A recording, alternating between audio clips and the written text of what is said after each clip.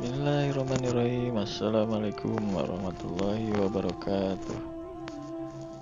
Hitam putih Pajajaran dalam episode sejarah singkat Kerajaan Salakanagara.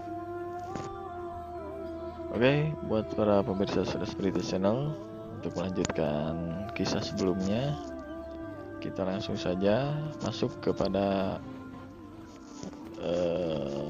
episode berikutnya. Masih diambil dari buku Hitam Putih Pajajaran. Dalam kali ini saya akan membawakan sejarah singkat Kerajaan Salakanagara. Selamat mendengarkan.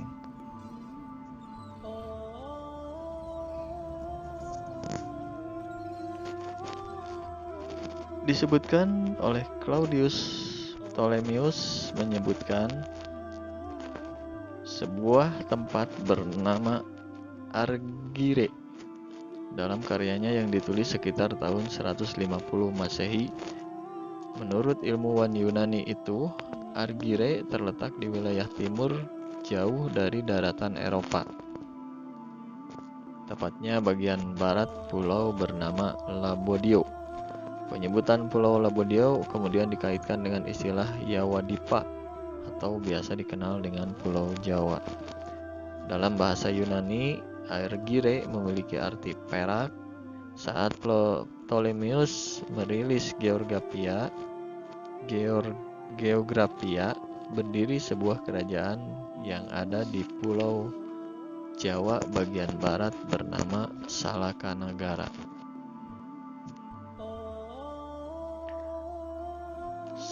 Sejarawan mengatakan kerajaan tertua adalah Salakanagara, namun sejarah secara umum mengungkapkan kerajaan tertua yakni Kutai Martadipura di Kalimantan Timur. Hal ini disebabkan karena kerajaan Salakanagara memiliki sumber sejarah yang minim, sehingga para peneliti tidak berani mempertanggungjawabkan keabsahan data yang didapat di lapangan. Ketika disesuaikan dengan waktu berdirinya di abad kedua Masehi, kerajaan Salakanagara sudah menunjukkan eksistensinya, sedangkan kerajaan Kutai baru muncul di abad keempat Masehi. Namun sejarawan seperti Husein Jayadiningrat, Tubagus H. Ahmad, Hasan Mu'arif, Ambari, dan Halwani Mihrob menyatakan kerajaan Salakanagara memiliki data yang minim jika dibandingkan dengan kerajaan Kutai. Opsi mempertahankan sejarah bahwa kerajaan Salakanagara adalah kerajaan pertama di bumi Nusantara hanya dari catatan perjalanan Cina di abad ketiga Masehi. Kerajaan Salakanagara menyatakan bekerjasama dengan dinasti Han Cina. Sumber kedua mengenai keberadaan kerajaan Salakanagara adalah naskah Wangsakerta. Di bagian pustaka Raja-Raja Ibumi Nusantara disebutkan bahwa wilayah kekuasaan Salakanagara mencakup Pulau Jawa bagian barat. Namun yang menjadi persoalan adalah naskah ini masih kontroversi. Naskah ini digarap oleh panitia riset dari Kesultanan Cirebon yang konon disusun selama 21 tahun. Dan selesai pada tahun 1698 Masehi.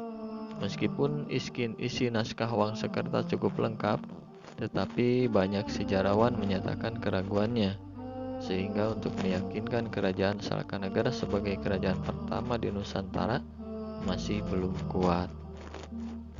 Lokasi yang diyakini sebagai pusat kerajaan Salakanagara masih menjadi pertanyaan, tetapi sedikitnya ada 3 daerah yang menyatakan pusat kerajaan, yaitu di Pandeglang, Banten, Condet, Jakarta, dan lereng Gunung Salak di Bogor, Jawa Barat. Pertama di Pandeglang, lebih tepatnya di Teluk Lada sebagai pusat pemerintahan kerajaan Salakanagara. Naskah Wangsakerta ini menyatakan bahwa Rajatapura sebagai ibu kota kerajaan Salakanagara. Dalam naskah tersebut menyatakan Rajatapura menjadi kota tertua di Pulau Jawa. Selain itu, Rajatapura telah dijadikan pusat kehidupan bagi kerajaan Salakanagara oleh Raja Dewa Warman I. antara tahun 130 sampai 168 Masehi hingga Raja Dewa Warman VIII antara tahun 348 sampai dengan 362 Masehi. Dalam naskah tertulis sosok Dewa Warman adalah seorang pedagang asli dari India. Ekspedisi perdagangan mengantarkan dia ke Nusantara di Pulau Jawa. Setelah beberapa tahun menetap di Pulau Jawa, akhirnya Dewa Warman menikah dengan Aki Tirem atau Dewi Paci Larasati. Dari sinilah kerajaan Salakanagara dimulai. Dewa Warman mampu menguasai seluruh perdagangan di tanah Jawa bagian barat dan mendirikan kerajaan. Kedua, di wilayah Condet, Jakarta Timur. Ciondet atau Condet kurang lebih berjarak 30 km akan menemui bandar niaga besar bernama Sunda Kelapa. Pada masanya, pelabuhan ini dikenal sebagai pasar perdagangan paling ramai di Nusantara. Bahkan Sunda Kelapa disebut segitiga emas bersama Malaka dan Maluku.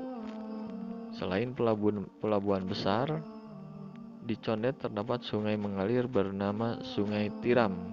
Hal ini menjadikan sejarawan semakin tertarik untuk meyakinkan bahwa Condet menjadi pusat kerajaan Salakanagara. Kata tiram dipercaya berasal dari Aki Tirem, yakni mertua Dewa Warman I, pendiri kerajaan Salakanagara. Salak ketika siang bolong, matahari bersinar terang terlihat keperak-perakan, sehingga dikaitkan dengan kerajaan Salakanagara yang berarti negara perak. Selain itu, nama Salaka dengan Salak hampir sama. Kisah berkelanjutan. Gunung Salak merupakan cikal bakal berdirinya kerajaan Sunda lainnya seperti kerajaan Pajajaran.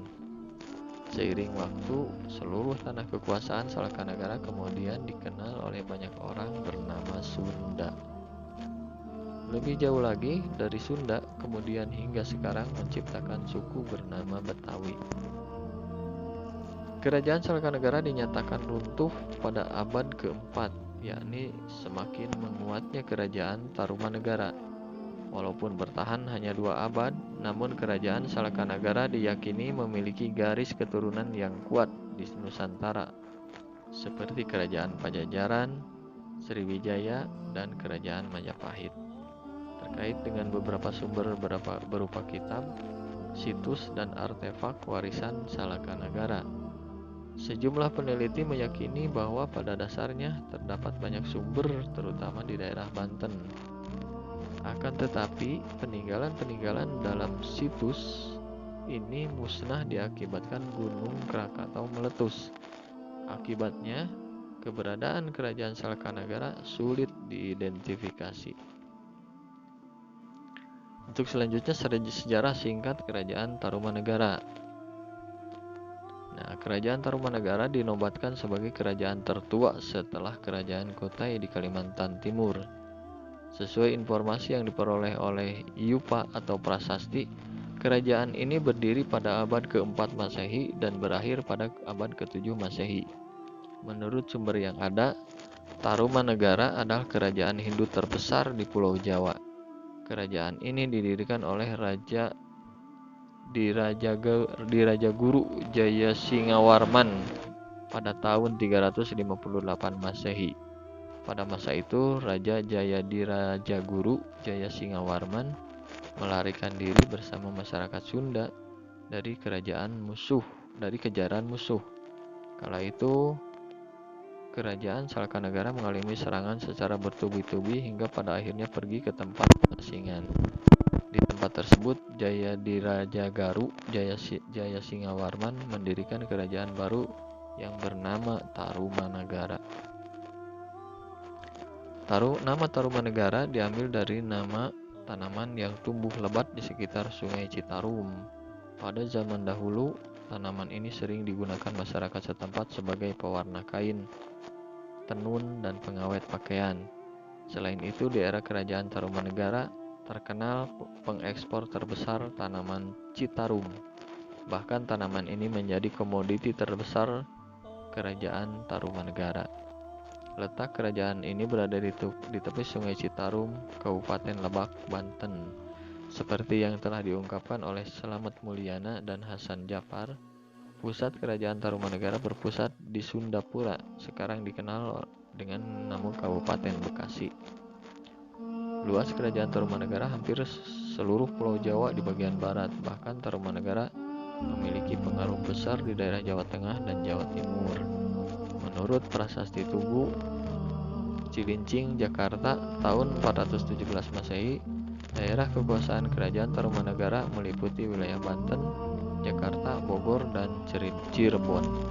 Selama abad ke-4 sampai 7 Masehi tersebut, tercatat ada 12 raja yang memimpin kerajaan Tarumanegara. Nah, itu dia sejarah singkat tentang dua kerajaan, yaitu Kerajaan Salakanagara dan Kerajaan Tarumanegara. Nah, buat para pemirsa Sales Spiritus dimanapun Anda berada, mungkin ada yang mau diluruskan dari kedua bahasan ini, bisa silakan Anda tuliskan di kolom komentar saja. Untuk sementara waktu sampai di sini dulu pertemuan kita. Nanti kita lanjutkan dengan episode berikutnya, yaitu raja-raja yang pernah berkuasa di antara dua kerajaan, antara Kerajaan Salakanagara dan Kerajaan Tarumanegara. Nanti di episode berikutnya ada sekitar tiga tokoh yang cukup berpengaruh. Nanti kita akan bahas di episode berikutnya. Oke, untuk sementara ini saya undur diri dulu. Wassalamualaikum warahmatullahi wabarakatuh.